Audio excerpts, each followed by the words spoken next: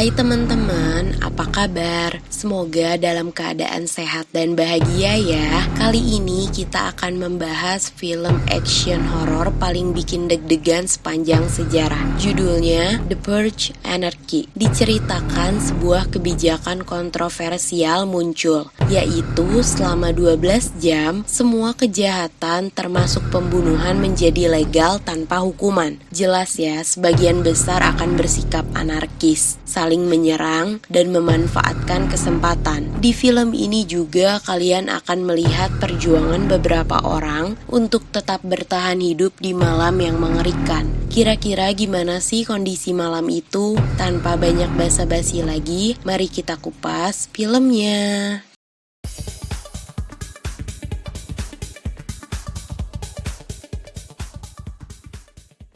Tingkat kejahatan di Amerika menurun drastis. Orang-orang memilih untuk tidak melakukan kejahatan selama 364 hari dan melampiaskan emosi, amarah, rasa kesal mereka di satu hari dalam setahun, yaitu hari pembersihan.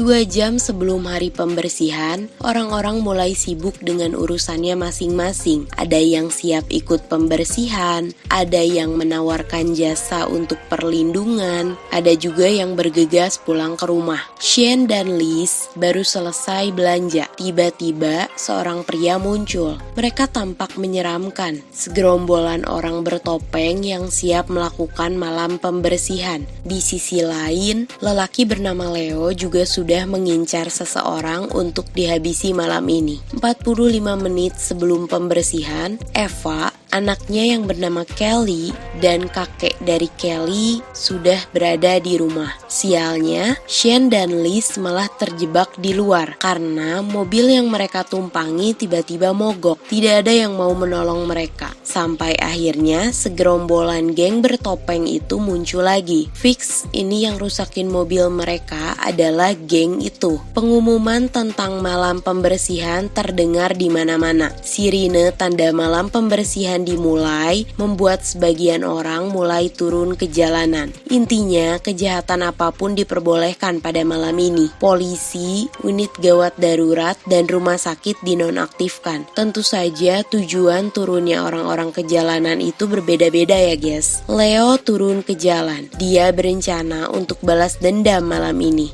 Sementara Liz dan Shane, mereka masih berusaha mencari tempat persembunyian. Orang-orang bertopeng itu ternyata memang mengincar mereka berdua. Di sisi lain, Eva dan Kelly juga dikejutkan dengan surat buatan kakek Kelly. Kakek Kelly ini menjual dirinya sendiri. Biasanya orang-orang kaya akan membeli orang-orang yang tidak mampu supaya mereka juga bisa melakukan malam pembersihan. Kakek Kelly bilang uang akan dikirimkan ke rekening Eva setelah ayahnya dihabisi. Sedih banget ya guys. Nah, pas lagi gini, mereka mendengar suara ribut dari luar apartemen. Kumpulan tentara muncul. Di tengah kebingungan, tiba-tiba mereka mendengar suara pintu yang dibuka paksa. Ternyata itu adalah pemilik apartemen yang cinta banget sama Eva. Karena sakit hatinya ditolak terus, dia berencana balas dendam. Untungnya sekumpulan tentara datang. Kirain mereka tuh mau menyelamatkan Eva dan Kelly, tapi ternyata tentara ini juga mengincar Eva dan Kelly untuk dihabisi.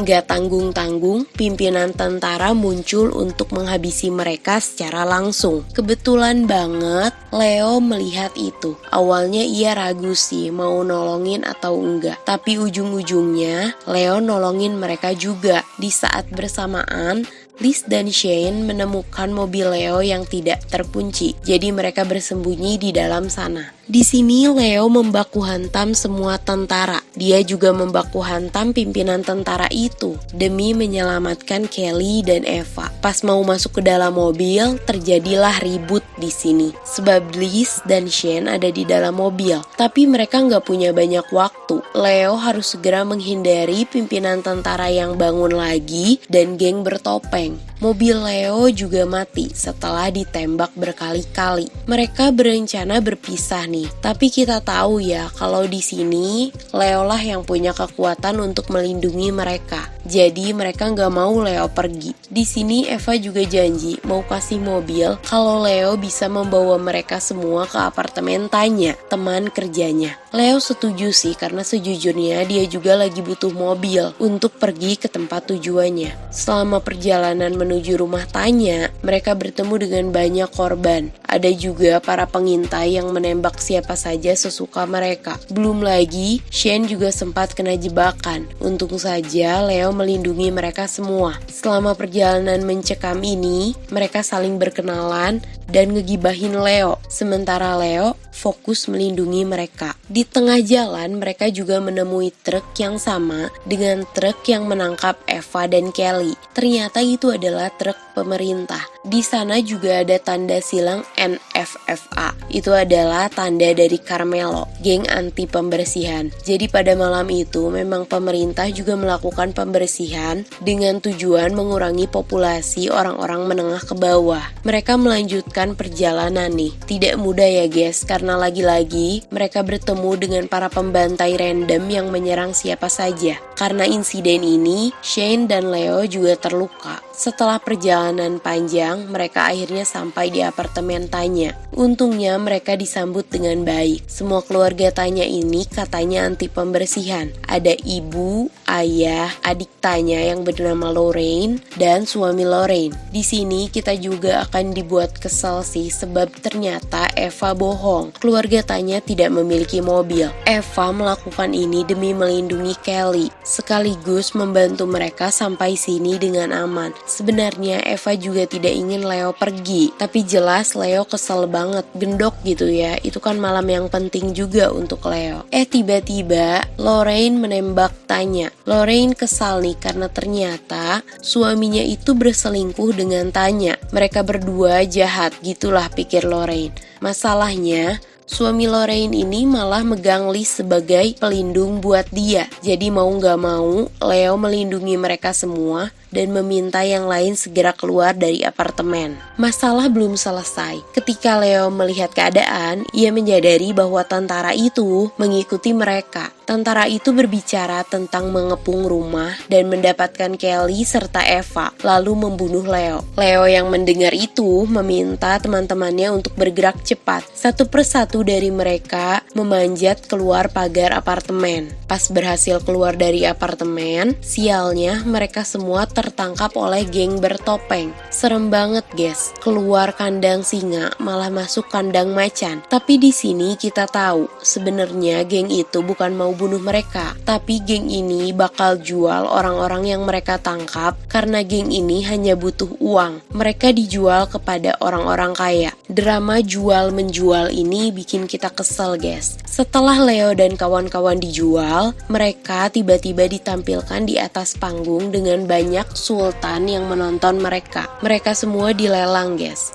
Leo dan kawan-kawan dilelang dengan harga tinggi. Kesel banget Leo melihat wajah orang-orang ini. Setelah sepakat dengan harga yang ditawari, Leo dan kawan-kawan dilepaskan di taman buatan gitu tanpa kacamata malam untuk melihat keadaan sekitar. Sementara para sultan yang membeli mereka memakai kacamata malam yang jelas dengan senjata mahal yang mereka bawa. Sultan lain malah menonton seolah-olah ini tuh permainan. Gila banget guys. Jelas lah ya, cuman Leo yang bisa melawan. Jadi Leo maju lebih dulu. Dia berhasil menyerang salah satu dari mereka dan mendapatkan kacamata penglihatan malam. Bagi Leo, semuanya mudah dihabisi kalau aja mereka punya penglihatan yang sama dan senjata juga. Akhirnya Leo mampu menyerang semuanya. Mereka yang menonton panik nih, jadi mereka meminta bantuan. Leo yang kesal lihat para sultan yang cuma nonton doang,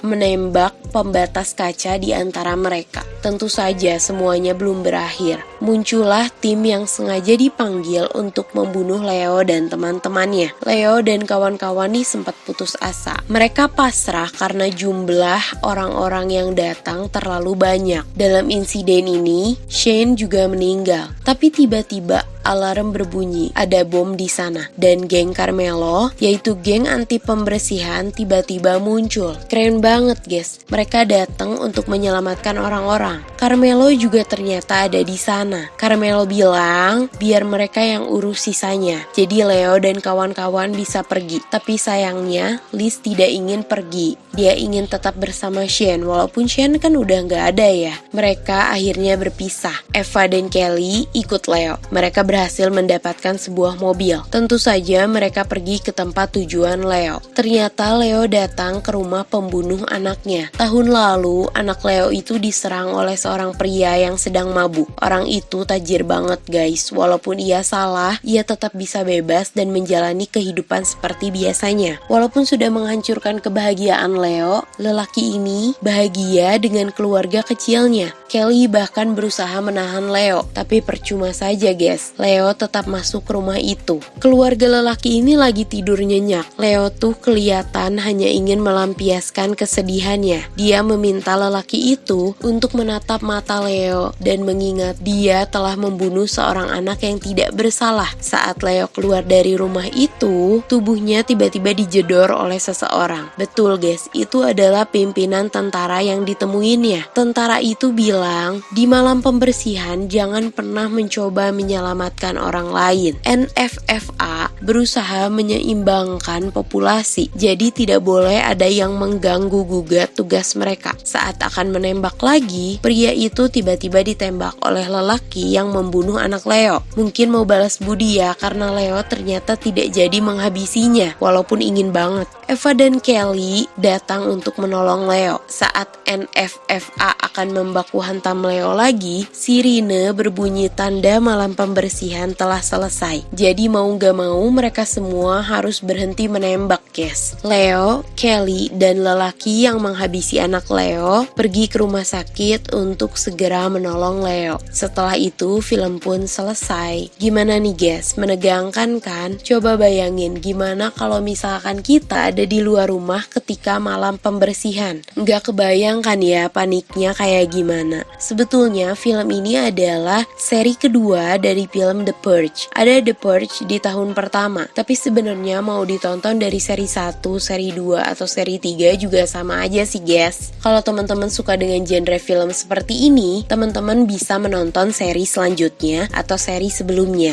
Nah, kalau teman-teman suka dengan videonya, jangan lupa klik like, komen, dan subscribe juga bagi yang belum. Nyalakan juga lonceng notifikasinya ya, supaya teman-teman bisa tahu tentang update terbaru channel ini. Terima kasih sudah menonton videonya sampai akhir.